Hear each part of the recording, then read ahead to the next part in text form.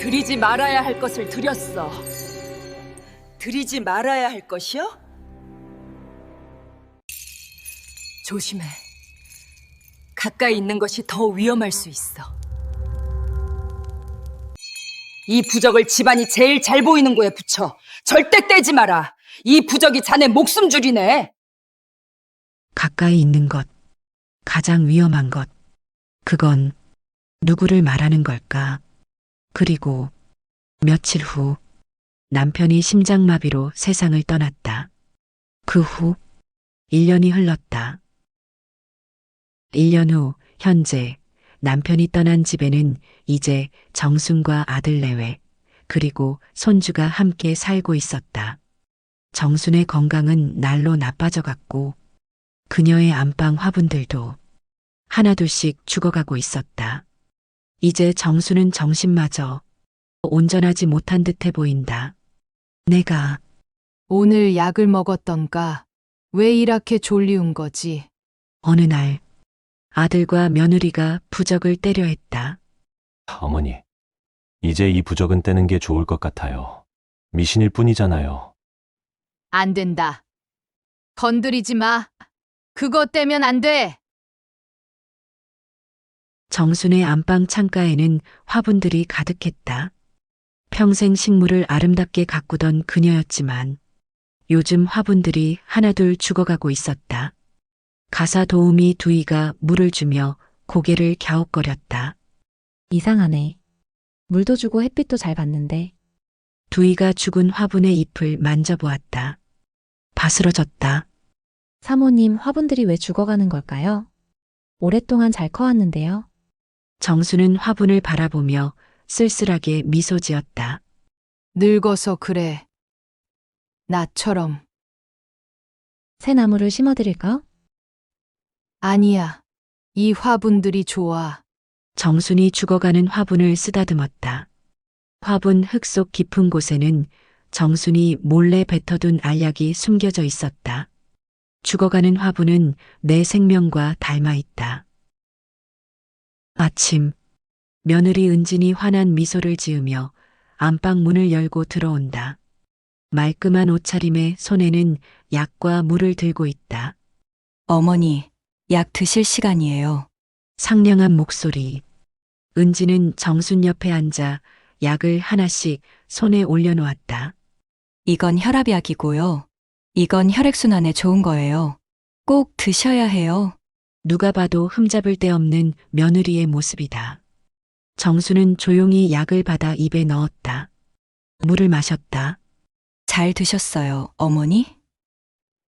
응. 은진이 만족스러운 미소를 지으며 쟁반을 들고 일어났다. 제가 방 청소 좀 할게요. 먼지 쌓이면 안 좋아요. 아니야. 괜찮아. 금방 할게요. 은지는 방 안을 둘러보았다. 서랍을 열고 책장을 살피고 침대 밑을 확인했다. 정수는 그 모습을 지켜보았다. 은진이 찾는 건 인감도장이겠지. 남편이 남긴 재산을 옮기려면 필요한. 하지만 정수는 그걸 절대 주지 않을 것이라 생각했다. 은진이 화분 쪽을 살폈다. 어머니, 이 화분들 다 죽었는데 버릴까요? 정순이 화들짝 놀라 말했다. 안 돼. 왜요? 죽은 화분일 뿐인데요. 내 거야. 내 거야. 건드리지 마. 은진이 이상한 표정을 지었다. 은진이 방을 나갔다. 정수는 화분을 끌어안았다. 이것만은 지켜야 해. 다음 날 아침, 두이가 집에 도착해 우편함을 확인했다. 청구서 광고지, 그리고 한 통의 편지. 수신인은 박정수님, 발신인은 없었다. 두이는 편지를 들고 안방으로 향했다. 사모님, 편지가 왔어요. 정순이 편지를 받아들었다. 봉투를 뜯는 손이 떨리지 않았다. 또렷했다. 편지 안에는 한 장의 서류가 들어 있었다. 정수는 천천히 그 서류를 읽었다. 얼굴에 아무런 표정 변화가 없었다. 하지만 손가락 끝이 미세하게 떨렸다. 두이는 정순의 표정을 살폈지만 무슨 내용인지 알 수 없었다. 정수는 조용히 편지를 접었다. 그리고 창가로 갔다. 두이가 물었다. 사모님 중요한 편지예요? 정수는 대답하지 않았다. 그저 화분을 내려다볼 뿐이었다. 그리고 빙그레 웃었다. 마치 치매 환자처럼. 화분. 예쁘지? 두이가 고개를 끄덕였다. 네, 예뻐요. 정순이 화분을 쓰다듬으며 조용히 속삭였다. 오늘도 예쁘게 자라렴. 두이는 정순의 뒷모습을 바라보았다. 치매 환자가 저렇게 침착하게 편지를 읽을까? 뭔가 이상했다. 하지만 두이는 더 묻지 않았다. 정순이 무엇을 했는지, 그 편지가 어디로 갔는지, 아직은 아무도 몰랐다. 저녁, 은진이 작은 쟁반을 들고 시어머니 방으로 들어왔다. 상냥한 목소리, 환한 미소, 오늘도 여느 날처럼. 쟁반 위에는 여러 개의 알약과 물 한 잔이 놓여 있었다. 은진이 하나씩 설명하며 약을 정순의 손에 쥐어주었다. 정순은 고개를 끄덕이며 약을 입에 넣었다. 물을 마시는 척했다. 잘 드셨어요? 은진이 만족한 표정으로 쟁반을 들고 나갔다. 푹 쉬세요. 어머니, 내일 아침에 뵐게요. 문이 닫혔다. 복도로 멀어지는 은진의 발소리. 정수는 가만히 귀를 기울였다. 발소리가 완전히 사라지자 정순이 입안에 약을 뱉어냈다. 손바닥 위에 놓인 하얀 알약들. 그녀는 천천히 창가로 다가가 화분을 집어들었다. 작은 티스푼으로 조심스럽게 흙을 파냈다. 그리고 약을 하나씩 흙 속에 묻었다. 깊숙이, 조심스럽게 흙 속에 묻히는 하얀 알약. 그리고 옆에 이미 묻혀있던 다른 알약들. 한 개가 아니었다. 수십 개였다. 정순이 흙을 덮으며 나직하게 중얼거렸다. 화분의 잎이 바스락거렸다. 이미 죽어가고 있었다. 정수는 화분을 제자리에 놓고 침대에 누웠다. 천장을 바라보며 조용히 눈을 감았다. 조금만 더 버티자. 주말 오후, 집에 손님들이 왔다. 정순의 조카들이었다. 민호의 사촌들과 그 가족들. 거실에는 웃음소리가 가득했다. 은지는 차와 과일을 정성스럽게 준비해 대접했다. 준우 엄마 정말 살림 잘하네. 요즘 이런 며느리 보기 힘든데. 은지는 겸손하게 웃으며 고개를 숙였다. 아니에요. 제가 할 일을 한 것뿐이에요. 조카 중 한 명이 말했다. 고모는 참 좋으시겠어요. 이렇게 효부를 두시고. 다른 조카가 고개를 끄덕였다. 맞아요.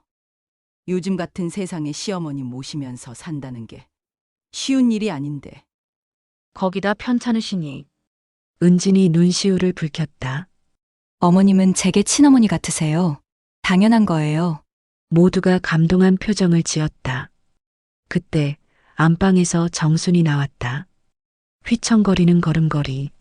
사람들이 놀라 일어났다. 고모 괜찮으세요? 정순이 거실을 둘러보다가 은진을 발견했다. 그리고 갑자기 손가락으로 가리켰다. 저 여자. 모두가 얼어붙었다. 저 여자가 살인자야. 이 집을 노리고 있어. 다 가져가려고. 내 남편을 죽였어. 저 여자가. 조카들이 당황한 표정으로 서로를 바라보았다.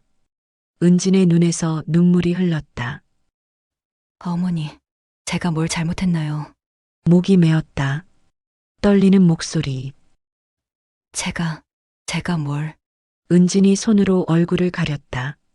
어깨가 들썩였다. 민호가 황급히 어머니를 부축했다. 엄마, 그만하세요.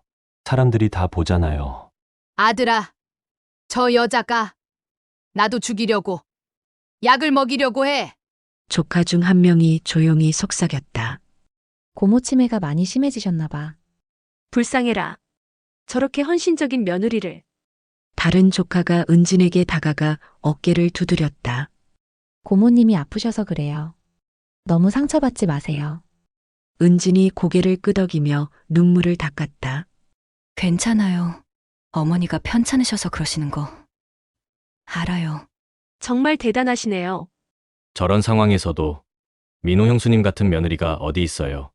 칭찬이 이어졌다. 하지만 손가락 사이로 보이는 서진의 입술, 살짝 웃고 있었다. 두이가 주방에서 그 모습을 보았다. 심장이 쿵 내려앉았다. 저 눈물은 진짜가 아니었다. 조카들이 모두 떠나고 집은 다시 고요해졌다. 민호가 은진에게 미안한 표정으로 말했다. 은진아, 미안해. 엄마 때문에. 은진이 고개를 저었다. 괜찮아요. 어머님이 아프신 거니까. 하지만 은진의 목소리에는 피로가 묻어났다. 여보, 사실은 제가 고민이 있어요. 무슨 고민? 은진이 한숨을 쉬었다. 어머님 치매가 점점 심해지시잖아요. 오늘처럼 사람들 앞에서 저러시면 민호가 고개를 끄덕였다. 응. 나도 걱정이야. 은진이 조심스럽게 말을 이었다. 제가 생각해 봤는데 당분간 손님 초대를 안 하는 게 어떨까요? 민호가 고개를 갸웃거렸다. 왜? 엄마가 기다리시는데. 은진이 민호의 손을 잡았다. 어머님이 치매에 걸리신 모습을 사람들에게 알리고 싶지 않아요. 어머님 자존심도 상하실 것 같고, 그것도 그렇네. 그리고 친척분들도 당분간 연락을 조금 줄이는 게 어떨까 싶어요. 민호가 난색을 표했다. 그건 좀. 은진이 민호의 손을 꼭 쥐었다. 여보, 저도 어머님을 위해서 하는 말이에요. 사람들이 수군거리는 거 어머님이 제일 싫어하시잖아요. 민호는 잠시 생각하다가 고개를 끄덕였다. 그래. 당신 말이 맞아. 엄마를 위한 거니까. 은진이 안도하는 표정을 지었다. 그렇게 정수는 조금씩 세상과 단절되어 갔다. 며칠 후, 정순이 거실에서 전화기를 들었다. 조카에게 전화를 걸려고 했다. 하지만 은진이 다가와 전화기를 가져갔다. 어머니, 누구한테 전화하세요? 내 조카한테. 은진이 부드럽게 웃으며 말했다. 어머니, 요즘 너무 피곤하시잖아요. 조금 쉬세요. 아주버님께는 제가 나중에 연락드릴게요. 아니야. 내가 직접. 괜찮아요. 제가 할게요. 은진이 전화기를 들고 갔다. 정수는 혼자 거실에 남았다. 며칠 뒤 아들은 한 달 일정으로 유럽 출장을 떠났다. 가기 전에 정순에게 약을 잘 먹으라고 은진과 잘 지내야 한다고 당부하고 또 당부했다. 그 후 친척들의 전화가 줄었다. 이웃들의 방문도 끊겼다. 정수는 점점 고립되어 갔다. 그리고 며칠 후 은진이 정순의 휴대폰까지 가져갔다. 저녁, 정순이 방에서 휴대폰을 찾고 있었다. 휴대폰이 어디 갔지? 은진이 방에 들어왔다. 어머니, 뭐 찾으세요? 휴대폰. 전화 좀 하려고. 은진이 주머니에서 휴대폰을 꺼냈다. 이거요? 제가 충전하고 있었어요. 정순이 손을 뻗었다. 줘봐. 하지만 은진은 주지 않았다. 어머니, 누구한테 전화하시려고요? 경찰서. 은진의 표정이 굳었다. 하지만 금세 미소로 바뀌었다. 경찰서요? 왜요? 정순이 은진을 똑바로 바라보았다. 내가 뭘 했는지 신고하려고. 은진이 휴대폰을 주머니에 넣었다. 어머니 치매 환자가 휴대폰 들고 다니면 위험해요. 119에 이상한 전화하시면 어떡해요? 내 휴대폰이야. 돌려줘. 정순이 은진의 팔을 잡았다. 은진이 정순의 손을 뿌리쳤다. 안 돼요. 제가 대신 관리할게요. 그게 내가 노리는 거지. 공인인증서. 은진의 눈빛이 흔들렸다. 어머니 무슨 말씀이세요? 내 재산 네 명의로 옮기려고. 그러려면 내 휴대폰이 필요하지. 은진이 정순에게 한 걸음 다가왔다. 어머니, 망상이세요. 약을 늘려야 할 것 같네요. 김 박사님께 말씀드릴게요. 은진이 휴대폰을 들고 방을 나갔다. 정수는 혼자 방에 남았다. 아들이 출장을 간 뒤 정수는 완전히 고립되었다. 전화도 할 수 없고 밖에 나갈 수도 없고 인감은 아직 찾지 못했지만 휴대폰은 빼앗겼다. 정수는 떨리는 손으로 주먹을 쥐었다. 시간이 없어. 직접 경찰서에 가야 해. 은지는 날마다 집안을 정리했다. 청소기를 돌리고 걸레질을 하고 구석구석 먼지를 닦아냈다. 두이가 주방에서 설거지를 하며 말했다. 작은 사모님, 제가 할게요. 쉬세요. 은진이 손을 저었다. 괜찮아요. 제가 직접 하는 게 마음이 편해요. 거실 장식장을 닦고 안방 서랍을 정리하고 심지어 정순의 방까지 들어가 정리했다. 어머니, 방 좀 정리할게요. 아니야. 괜찮다. 내 물건에 손대지 마. 먼지가 쌓이면 안 좋아요. 금방 할게요. 은지는 정순의 방 구석구석을 뒤졌다. 서랍을 열고 옷장을 뒤지고 책장 뒤를 살피고 침대 밑을 확인했다. 정수는 그 모습을 가만히 지켜보았다. 저 여자가 찾는 건 인감이었다. 남편이 남긴 재산들, 건물과 땅, 현금과 주식, 그 모든 것의 소유권을 옮기려면 정순의 인감이 필요했다. 은지는 책을 꺼내 뒤를 살폈다. 화분 밑도 들춰봤다. 하지만 찾을 수 없었다. 어머니, 도장 어디 두셨어요? 정수는 멍하니 웃기만 했다. 도장? 도장이 뭐였더라? 예쁜 언니. 나 배가 고파요. 밥 좀 주세요. 밥. 은진의 눈빛이 차갑게 변했다. 하지만 금세 미소로 바뀌었다. 괜찮아요. 천천히 생각해 보세요. 은진이 방을 나가며 중얼거렸다. 휴대폰은 있으니까 지문만 찍으면 되는데. 정수는 창밖을 바라보며 나직하게 속삭였다. 내가 그렇게 호락호락할 것 같니?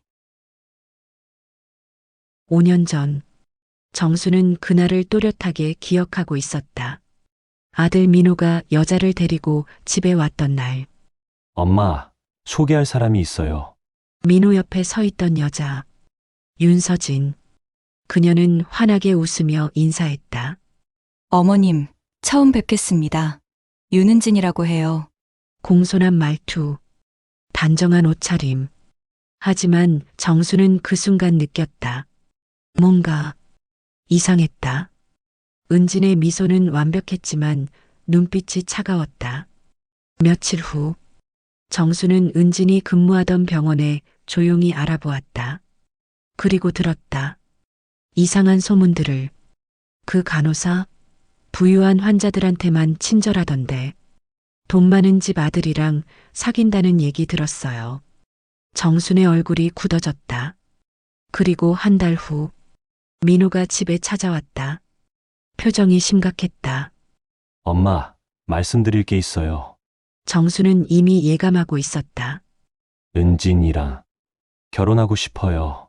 정순이 조용히 물었다. 왜 그 아인 거니? 민호가 망설이다가 말했다. 은진이가 임신했어요. 정순의 얼굴이 굳었다. 그 아이가 있는 병원에 좀 알아봤는데 이상한 얘기가 들리더구나. 무슨 얘기요? 부유한 집 남자들만 골라서 접근한다는. 민호의 얼굴이 붉어졌다. 그건 소문일 뿐이에요. 은진이는 그런 사람 아니에요. 정순이 아들의 손을 잡았다. 엄마는 믿을 수가 없어. 그 아이 눈빛이. 뭔가 어둡단 말이야. 민호가 어머니의 손을 뿌리쳤다. 엄마, 제 인생이에요. 제가 선택한 사람이에요. 그의 목소리에 간절함이 묻어났다. 엄마, 저는 은진이를 사랑해요. 은진이는 헌신적인 간호사이고 따뜻한 사람이에요. 외롭고 힘들게 살아온 가여운 여자예요. 이제 제가 행복하게 해주고 싶어요. 정수는 답답한 마음으로 다시 물었다. 아들, 누구나 실수를 할 수 있어. 엄마를 봐서라도 조금 더 생각해 보면 안 되겠니? 민호가 고개를 저었다. 안 돼요. 은진이는 제 아이를 가졌어요. 제가 가족이 되어주고 싶어요. 전 책임져야 해요. 그래. 내가 이렇게 따뜻하고 책임감 강한 남자로 키웠지. 정수는 아들의 단호한 눈빛을 보았다. 더 이상 말려봐야 소용없었다. 결국 정수는 마지못해 허락했다. 그래. 내가 그렇게 원한다면 고맙습니다, 엄마. 민호가 어머니를 안아주었다. 하지만 정순의 마음은 무거웠다. 뭔가 잘못되었다는 느낌. 그 느낌은 틀리지 않았다. 결혼식 날, 은지는 웨딩드레스를 입고 있었다. 아름다웠다. 하지만 정수는 신부 대기실에서 우연히 목격했다. 은진이 혼자 거울 앞에 서 있었다. 그리고 표정을 바꾸는 연습을 하고 있었다. 환한 미소. 그 미소가 사라지는 순간, 차가운 얼굴, 다시 미소. 마치 가면을 쓰고 벗는 것 같았다. 정순이 문을 열었다. 은진아, 은진이 깜짝 놀라 돌아봤다. 그리고 재빨리 미소 지었다. 어머니, 깜짝이야. 정순이 천천히 다가갔다. 너 민호를 정말 사랑하니? 은진이 고개를 끄덕였다. 물론이에요. 어머니, 저는 민호 오빠를 진심으로 사랑해요. 정순이 은진의 손을 잡았다. 은진아, 만약 내가 우리 민호를 아프게 한다면 민호는 하나뿐인 우리 아들이야. 나는 민호를 위해서라면 못할 일이 없단다. 은진이 정순을 똑바로 바라봤다. 걱정 마세요, 어머니. 좋은 아내가 될게요. 그 말투에는 확신이 있었다. 하지만 정수는 알았다. 저 확신은 사랑이 아니었다. 계산이었다. 결혼 후 1년. 은지는 완벽한 며느리였다. 아침마다 시부모님께 아침 인사를 드렸다. 어머님, 아버님 잘 주무셨어요? 식사도 정성껏 차려냈다. 시부모의 옷도 깨끗이 빨아주었다. 누가 봐도 효부였다. 하지만 정수는 가끔 목격했다. 은진이 혼자 있을 때 거실 거울 앞에서 표정을 고치는 모습을, 화장실에서 나올 때 차가운 얼굴로 있다가 사람을 보면 재빨리 미소 짓는 모습을, 그리고 어느 날 정수는 우연히 은진의 전화 통화를 엿듣게 되었다. 걱정 마. 조금만 참으면 돼. 이 집 재산이 얼마인지 알아? 건물만 세 채야. 정순의 심장이 철렁 내려앉았다. 시아버지가 돌아가시면 다 남편 앞으로 넘어와. 그럼 내 거나 마찬가지지. 내 아들 거라고 해야 하나? 정수는 벽에 등을 기댔다. 손이 떨렸다. 그날부터 정수는 알았다. 며느리는 사랑 때문에 이 집에 온 게 아니었다. 돈 때문이었다. 며칠이 지났다. 두이는 점점 이상한 점들을 발견하기 시작했다. 주방에서 설거지를 하던 중 쓰레기통에서 무언가를 발견했다. 약병이었다. 와파린 마이너스 혈액응고 억제제. 두이는 휴대폰을 꺼내 조용히 검색했다. 와파린 혈액이 굳지 않게 하는 약. 과다 복용 시 뇌출혈 위험. 주의 의사 처방 없이 복용 금지. 두이의 손이 떨렸다. 사모님이 이런 약을 드시고 계신다고? 그때 뒤에서 목소리가 들렸다. 두이, 뭐해? 두이가 깜짝 놀라 돌아보았다. 은진이 서 있었다. 아, 그냥 쓰레기 정리하고 있었어요. 두이가 재빨리 약병을 쓰레기통 깊숙이 밀어 넣었다. 은진이 천천히 다가왔다. 눈빛이 날카로웠다. 요즘 어머님이 많이 이상하시지? 네. 그러시네요. 은진이 두이의 어깨에 손을 올렸다. 두이, 요즘 어머님 상태가 안 좋으시니까 조심해야 해. 조심히요? 무슨 말씀을 하고 다니실지 모르거든. 두이는 고개를 끄덕였다. 은진이 더 가까이 다가왔다. 목소리가 낮아졌다. 어머님이 밖에 나가셨다가 사고라도 당하시면 어떡하지? 두이야, 그럼. 넌 바로 베트남으로 돌아가야 할 거야. 내 말 알아듣겠어? 두이는 알 수 없는 두려움을 느꼈다. 손이 떨려왔다. 그리고 어머님 약은 절대 만지지 마. 내가 간호사니까 내가 직접 관리할게. 네. 알겠습니다. 은진이 미소 지었다. 하지만 그 미소가 차갑게 느껴졌다. 그리고 두이, 네. 어머님 방 청소도 당분간 내가 할게. 두이는 이상했다. 왜 갑자기 사모님이 외출을 못하게 하는 걸까? 방 청소는 내가 하면 될 텐데. 왜? 은진이 돌아서서 안방으로 들어갔다. 두이는 혼자 주방에 남아 쓰레기통을 바라보았다. 뭔가 잘못되었다. 아주 크게. 토요일 오후, 손주 준우가 할머니 방으로 뛰어들어왔다. 할머니, 같이 화분에 물 줘요. 그래, 그러자꾸나. 정수는 준우의 손을 잡고 창가로 갔다. 두 사람은 함께 물 뿌리개로 화분에 물을 주었다. 준우가 죽은 화분 하나를 가리켰다. 할머니, 이 화분은 왜 자꾸 죽어요? 정순의 손이 멈췄다. 응. 그건 물도 주고 햇빛도 주는데 이상해요. 준우가 순수한 눈으로 할머니를 올려다보았다. 정순의 눈시울이 붉어졌다. 준우야, 할머니, 정순이 준우를 꼭 안아주었다. 할머니가 지켜줄게. 준우만큼은. 준우는 할머니 품에서 웃었다.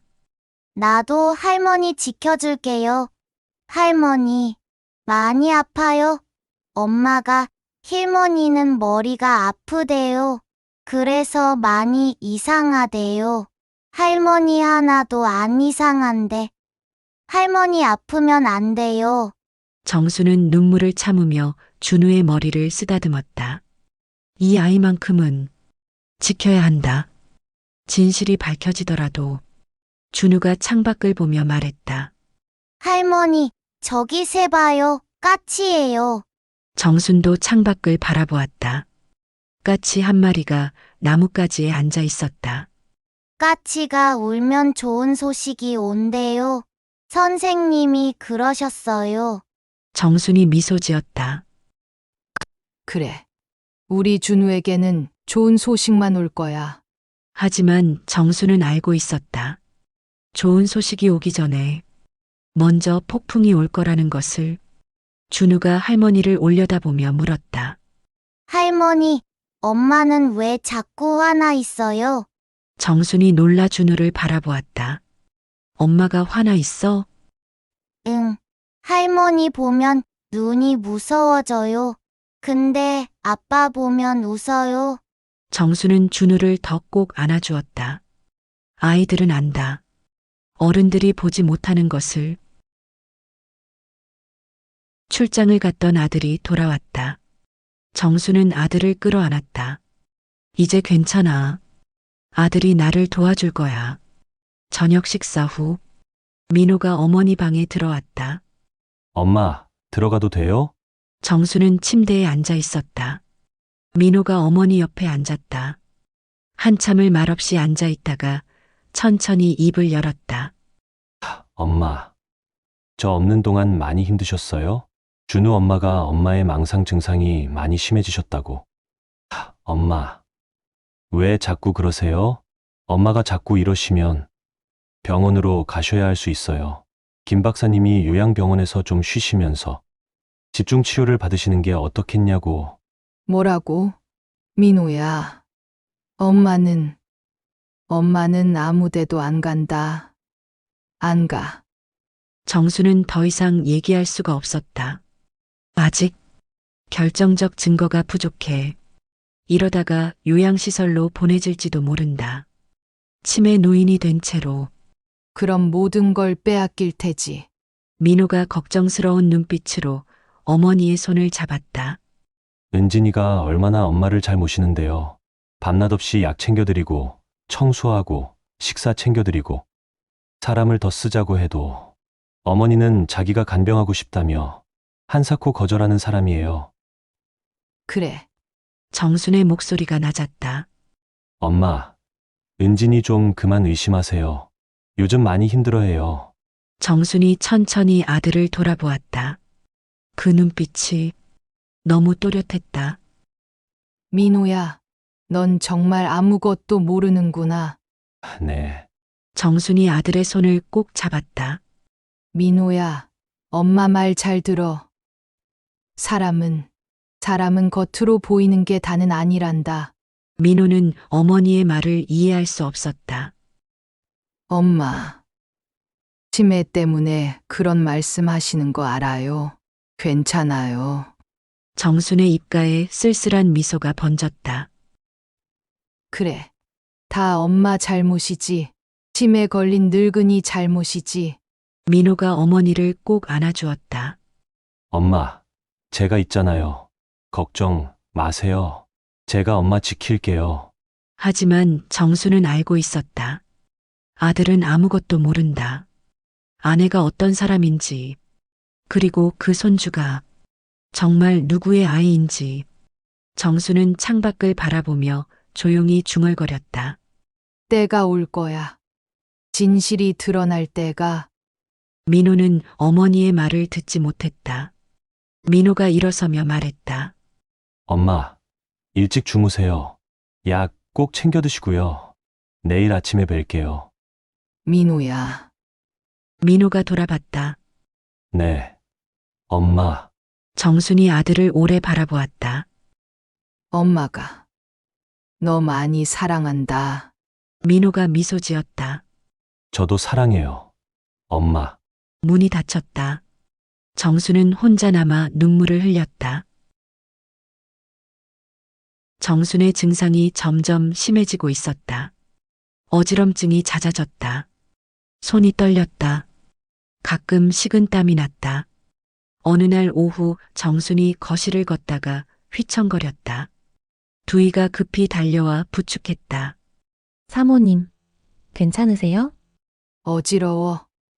두이가 정순을 소파에 앉혔다. 물 가져올게요.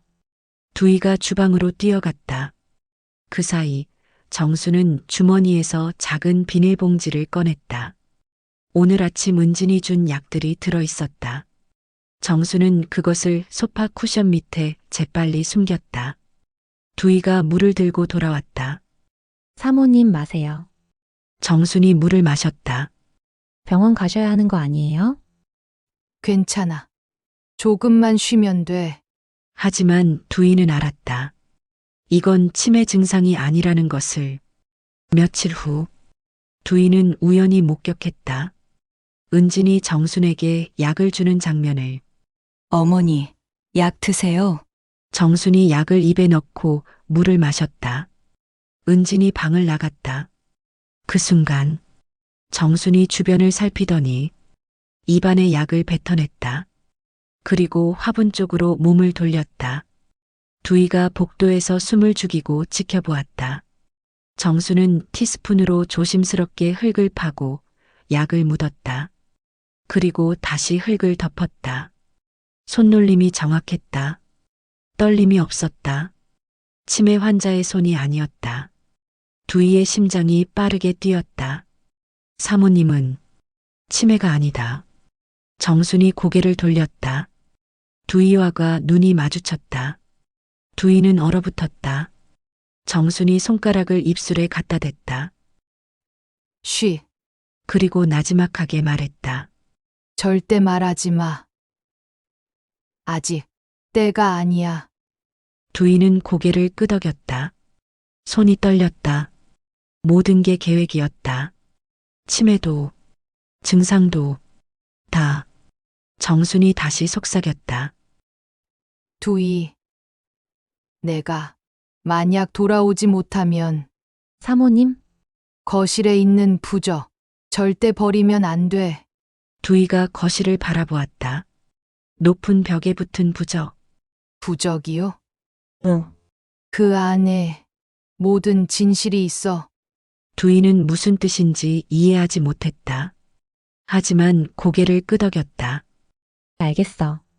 사모님, 두이는 은진이 두려웠다. 만일 이 집에서 쫓겨나게 되면 베트남으로 추방이다. 하지만 두이의 어머니가 위독할 때 아무것도 할 수 없어 울고 있던 두이에게 병원비를 쥐어주던 정순이다. 그녀를 도와줘야 해. 일주일 후 정수는 결심했다. 더 이상 기다릴 수 없어. 직접 경찰서에 가야 해. 정수는 화분 속에서 증거 일부를 꺼냈다. 수첩, 약 몇 개. 나머지는 화분 속 깊이 남겨두었다. 가방에 증거들을 넣었다. 그리고 거실로 나가기 전 정수는 높은 벽에 부적을 올려다보았다. 저 안에 모든 게 담겨 있어. 민호야, 제발 찾아줘. 정수는 외출복을 입고 현관으로 향했다. 두이가 놀라며 물었다. 사모님 어디 가세요? 잠깐. 밖에. 작은 사모님이 밖에 나가시게 하면 안 된다고. 두이야, 괜찮아. 정순이 2층에서 계단을 내려간다. 그 순간 뒤에서 은진의 목소리가 들렸다. 어머니, 어디 가세요? 정순이 돌아봤다. 은진이 서 있었다. 밖에 약속이 있어서. 은진이 천천히 다가왔다. 치매 걸리신 분이 혼자요? 위험해요. 정순이 계단을 내려가려 했다. 은진이 정순의 팔을 잡았다. 어머니, 정순이 은진의 손을 뿌리쳤다. 얘야, 손 놓아라. 은진의 눈빛이 차갑게 변했다. 어머니, 이렇게 곱게 차려 입으시고 어디 가시려는 거예요? 혹시 경찰서? 정순이 움찔했다. 은진이 정순의 가방을 낚아챘다. 두 사람이 가방을 잡고 실랑이를 벌였다. 계단 입구에서 은진의 얼굴이 일그러졌다. 은진이 가방을 더 세게 잡아당겼다. 정순이 소리쳤다. 이거 나. 어디서 어른 가방을. 네가 이제 본색을 드러내는구나. 은진이 순간 얼어붙었다. 은진의 눈빛이 완전히 변했다. 은진이 이를 악물었다. 그리고 정순의 등을 밀었다. 강하게. 아, 정순의 몸이 앞으로 쏟아졌다. 계단 아래로 굴러떨어졌다. 쿵, 쿵, 쿵. 가방이 바닥에 떨어지며 안의 물건들이 흩어졌다. 약봉지, 수첩, 모두 계단에 널브러졌다. 은진이 황급히 계단을 내려가 증거물들을 주었다. 손이 떨렸다. 이걸로 끝이야. 은진은 주머니에 증거들을 쑤셔 넣었다. 구급차 사이렌 소리가 멀리서 들려왔다. 민호가 집에 들어오다 깜짝 놀라 달려온다. 무슨 일이야? 엄마, 엄마. 여보, 어머니가 계단에서 넘어지셨어. 은진이 눈물을 흘렸다. 민호가 정순을 안아 올렸다. 엄마, 정신 차리세요. 구급대원들이 도착했다. 정순을 들것에 실었다. 민호가 어머니의 손을 잡았다. 그때 정순이 희미하게 눈을 떴다. 민호야. 엄마, 저예요. 괜찮으세요? 정순이 민호의 손을 꼭 쥐었다. 화분을. 네. 화분이요? 화분을. 정순의 손에서 힘이 빠졌다. 의식을 잃었다. 엄마, 엄마.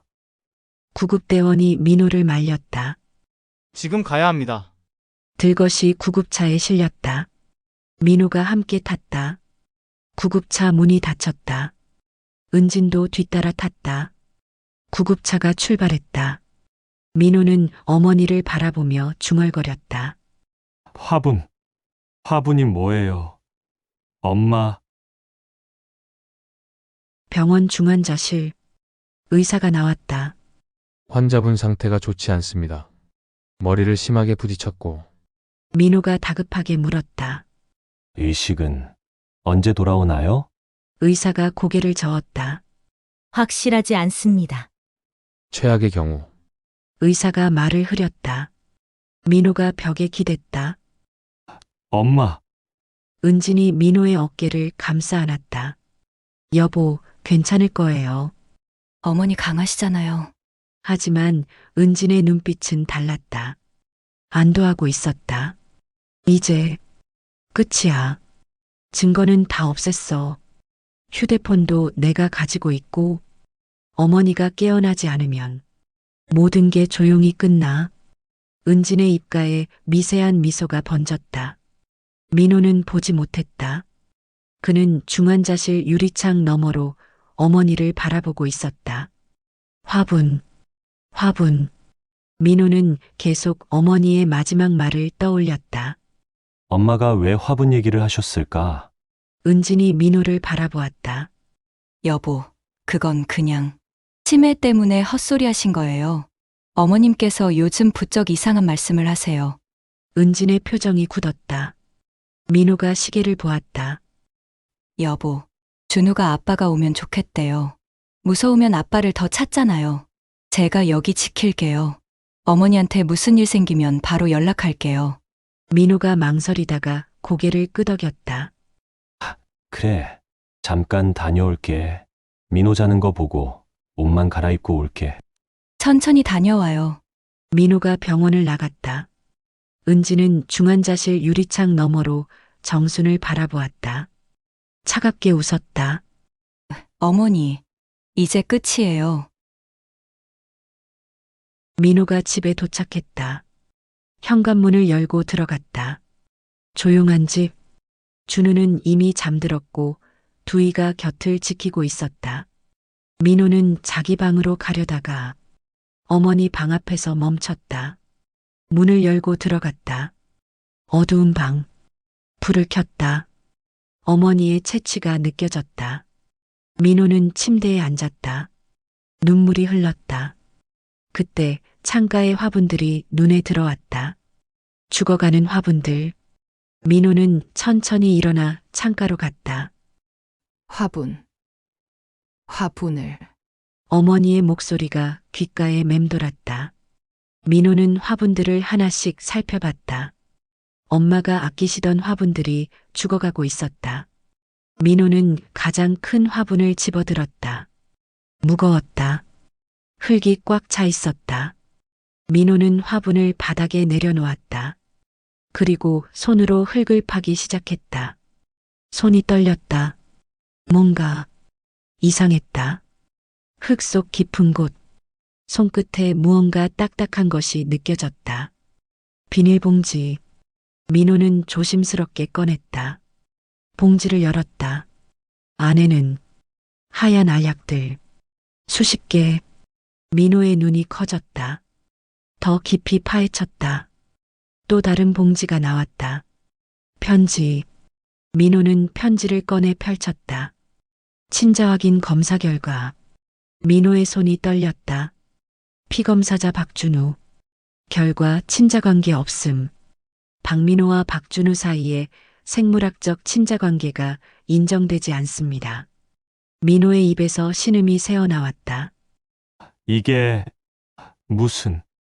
민호는 편지를 떨어뜨리고 바닥에 주저앉았다. 준우가 내 아들이 아니라고? 민호의 손이 떨렸다. 봉지를 더 뒤졌다. 작은 수첩이 나왔다. 민호는 수첩을 펼쳤다. 날짜별로 빼곡히 적힌 기록. 8월 15일 마이너스 은진이 준 약 화분의 무듬. 5개. 8월 22일 마이너스 화분 시들기 시작. 남편 때와 똑같은 증상. 9월 3일 마이너스 편지 도착. 준우 친자관계 없음. 한도연이라는 남자가 보냄. 9월 10일 마이너스 은진의 진짜 얼굴 목격. 거울 앞에서 표정 연습하는 모습. 9월 15일 마이너스 무당에게 부탁. 부적 속에 초소형 CCTV 설치. 9월 20일 마이너스 치매 연기 시작. 은진의 본 모습을 끌어내기 위해. 10월 1일 마이너스 은진이 약 늘림. 시간이 없다. 민호의 손에서 수첩이 떨어졌다. 무릎을 꿇고 주저앉았다. 엄마, 혼자 이 모든 걸. 눈물이 쏟아졌다. 엄마, 얼마나 무서우셨어요. 얼마나. 민호는 바닥에 엎드려 울었다. 한참을 울던 민호가 수첩을 다시 집어들었다. 페이지를 넘겼다. 9월 15일 마이너스. 부적 속에 초소형 CCTV 설치. 민호의 눈이 커졌다. 부적. 민호가 벌떡 일어났다. 거실로 뛰어갔다. 높은 벽에 붙은 부적을 올려다보았다. 빨간 그림과 검정 글씨. 민호는 의자를 가져왔다. 올라가서 조심스럽게 부적을 떼어냈다. 뒤를 확인했다. 작은 구멍. 그리고 그 안에 초소형 카메라. 렌즈가 희미하게 반짝였다. 민호의 손이 떨렸다. 엄마, 이걸. 카메라를 조심스럽게 분리했다. 메모리 카드가 있었다. 민호는 의자에서 내려와 노트북을 켰다. 메모리 카드를 삽입했다. 파일들이 화면에 떴다. 날짜별로 정리되어 있었다. 민호는 오늘 날짜 파일을 클릭했다. 영상이 재생되었다. 계단. 어머니와 은진이 실랑이를 벌이고 있었다. 내가 내 남편을 죽였어. 난 치매 아니야. 처음부터 다 연기였어. 그리고 은진이 어머니를 미는 장면. 민호의 얼굴이 창백해졌다. 영상은 계속되었다. 은진이 증거물들을 주우며 주머니에 넣는 모습. 정순의 손에서 1000조각을 빼앗는 모습. 그리고 119에 전화하며 우는 모습. 모든 게 담겨 있었다. 민호는 노트북을 덮었다. 온몸이 떨렸다. 은진아, 네가 어떻게 민호는 주먹을 쥐었다. 우리 엄마한테 어떻게. 분노가 치밀어 올랐다. 엄마가 위험해. 민호는 휴대폰을 꺼냈다. 경찰서에 전화를 걸었다. 여보세요. 신고하려고 합니다. 제 아내가. 제 어머니를 살해하려 했습니다. 증거요? 있습니다. CCTV 영상과 증거물이 있습니다. 네, 지금 바로 가겠습니다. 민호는 전화를 끊었다. 메모리 카드와 수첩, 친자 확인서, 약봉지를 가방에 넣었다. 그리고 다시 한번 어머니 방을 돌아보았다. 엄마, 제가 끝낼게요. 제가. 병원. 한밤중.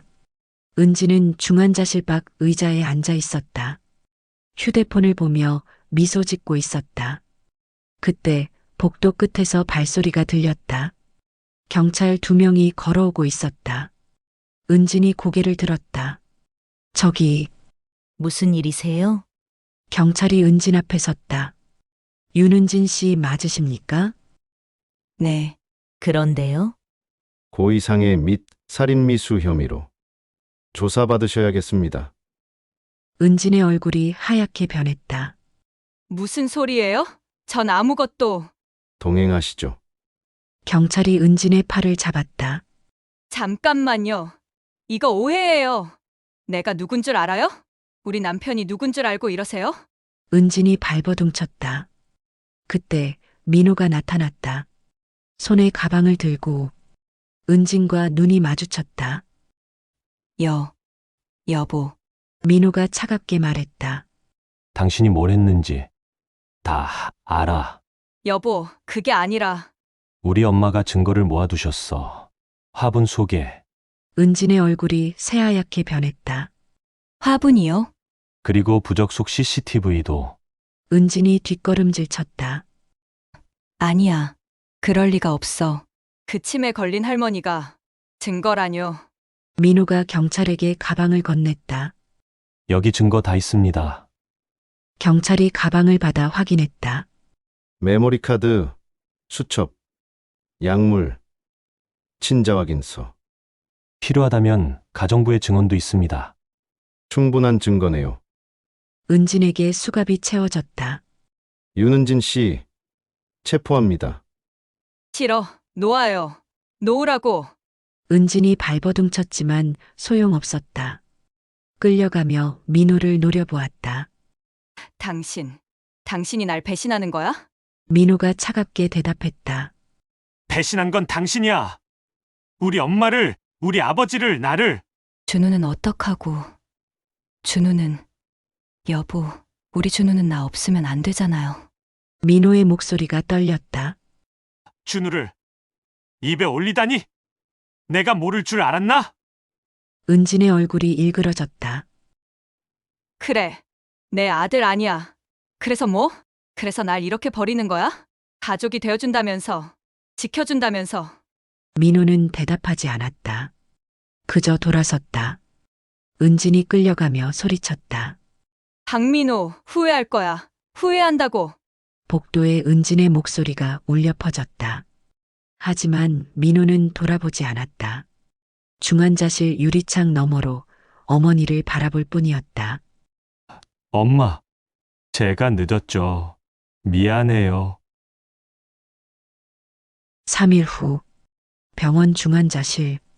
아침 햇살이 유리창을 통해 들어왔다. 민호는 어머니 옆에 앉아 손을 잡고 있었다. 3일 동안 한 번도 집에 가지 않았다. 엄마, 눈 좀 떠요. 제발. 민호의 목소리가 떨렸다. 그때 정순의 손가락이 미세하게 움직였다. 민호가 깜짝 놀라 어머니를 바라봤다. 엄마, 정순의 눈꺼풀이 떨렸다. 천천히 눈을 떴다. 또렷한 눈빛. 민호의 눈에서 눈물이 쏟아졌다. 엄마. 정순이 희미하게 미소 지었다. 민호야. 네, 엄마. 저예요. 정순이 천천히 민호를 바라보았다. 화분 찾았니? 민호가 고개를 끄덕였다. 네, 찾았어요. 다 찾았어요. 정순이 안도의 한숨을 쉬었다. 다행이다. 민호가 어머니의 손을 꼭 쥐었다. 엄마, 치매 아니셨죠? 정순이 고개를 끄덕였다. 응. 연기였단다. 왜 혼자 그런 걸 하셨어요? 민호의 목소리가 갈라졌다. 정순이 아들의 머리를 쓰다듬었다. 너를 지키려고. 엄마, 얼마나 무서우셨어요. 혼자. 괜찮아. 엄마는 괜찮아. 민호가 어머니 손에 얼굴을 묻고 울었다. 제가 아무것도 몰라서 죄송해요. 아니야. 내 잘못이 아니야. 정순이 천장을 바라보았다. 엄마가 처음부터 알아봤어야 했는데 결혼 반대했지만 엄마, 내가 행복하길 바랐어. 그래서 허락했는데 정순의 눈에서도 눈물이 흘렀다. 미안하다. 민호야. 엄마가 제대로 지켜주지 못해서. 민호가 고개를 저었다. 아니에요. 엄마가 다 지켜주셨어요. 엄마 아니었으면 전. 민호는 더 이상 말을 잇지 못했다. 두 사람은 한참을 말없이 울었다. 잠시 후 정순이 조용히 물었다. 은진이는? 체포됐어요. 경찰이 데려갔어요. 정순이 고개를 끄덕였다. 그래. 그럼 됐어. 엄마, 준우는 어떡해요? 정순이 민호를 바라봤다. 준우는 너의 마음은 어떠니? 민호가 한참을 생각했다. 모르겠어요. 준우는 죄가 없는데. 그래. 준우의 잘못이 아니지. 정순이 민호의 손을 꼭 쥐었다. 민호야, 준우를 미워하면 안 된다. 그 아이는 가여운 아이야. 하지만 제 아들이 아닌데 피가 전부는 아니야. 정순이 창밖을 바라보았다. 사랑으로 키운 아이는 진짜 자식이 되는 거야. 민호는 대답하지 못했다. 아직 마음을 정리하지 못했다. 3개월 후, 법정, 방청석에는 사람들이 가득했다. 치매 연기로 며느리의 살인을 막은 시어머니 사건은 화제가 되었다. 판사가 들어왔다. 피고인석에 은진이 앉았다. 수척해진 얼굴. 방청석에는 정순과 민호가 앉아 있었다. 정순은 휠체어에 앉아 있었다. 판사가 판결문을 읽기 시작했다. 피고인 윤은진은 박철수 씨를 고의로 살해하고 박정순 씨를 살해하려 시도한 혐의가 모두 인정되어 법정이 조용했다. CCTV 영상, 수첩 기록, 혈액 검사 결과, 화분 속 약물, 모두 피고인의 범행을 명확히 입증하고 있으며 판사가 은진을 내려다보았다. 매우 계획적이고 잔인한 범행을 저질렀습니다. 따라서 본 재판부는 피고인 윤은진에게 징역 25년을 선고합니다. 쿵. 망치 소리가 법정에 울렸다. 은진은 고개를 들어 방청석을 바라보았다. 정순과 눈이 마주쳤다. 은진의 입이 움직였다. 미안해요. 하지만 정순은 고개를 돌렸다. 은진이 끌려나갔다. 법정 밖. 기자들이 몰려들었다. 박정순 씨, 며느리를 용서하실 건가요? 정순이 멈춰섰다. 잠시 생각하더니 조용히 말했다. 용서는 신이 하는 거예요. 저는 그냥 진실을 밝혔을 뿐입니다. 정순이 다시 앞을 바라봤다. 가자, 민호야. 플래시가 터졌지만 정순은 돌아보지 않았다. 1년 후, 봄, 정순의 집 안방. 창가에는 새로운 화분들이 가득했다. 이번엔 모두 생생하게 살아있었다. 초록잎들이 햇살을 받아 반짝였다. 하얀 꽃들이 피어 있었다. 할머니, 준우가 방으로 뛰어들어왔다. 와, 이 꽃 봐요. 꽃이 폈어요. 정순이 미소 지었다. 예쁘지? 네, 이제 안 죽어요. 응, 이제 안 죽어. 정순이 준우를 꼭 안아주었다. 피는 아니지만 사랑은 진짜였다. 준우가 물었다. 할머니, 엄마는 언제 와요? 정순이 준우의 머리를 쓰다듬었다. 엄마는 한참 뒤에 올 거야. 왜요? 엄마가 잘못을 했어. 벌을 받고 있어. 준우가 고개를 끄덕였다. 그럼 엄마한테 편지 써야겠다. 잘못하면 안 된다고. 정순의 눈시울이 붉어졌다. 그래, 그렇게 하자. 두이가 차를 들고 방에 들어왔다. 사모님 차 드세요. 두이는 이제 이 집의 가족이 되었다. 민호가 방에 들어왔다.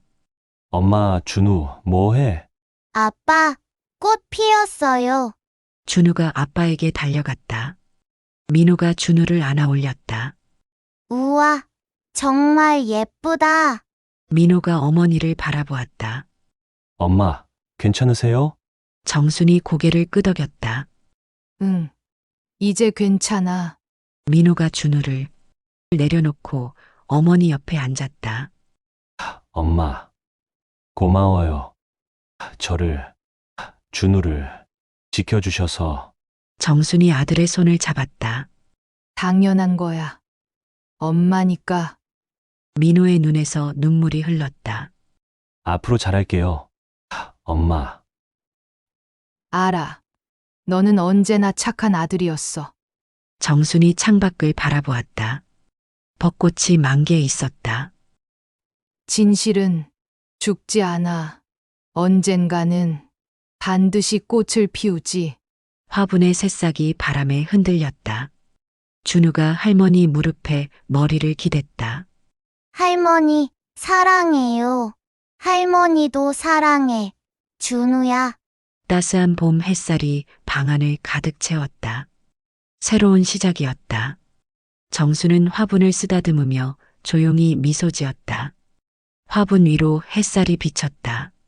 초록 잎들이 반짝였다. 생명은 계속되고 있었다.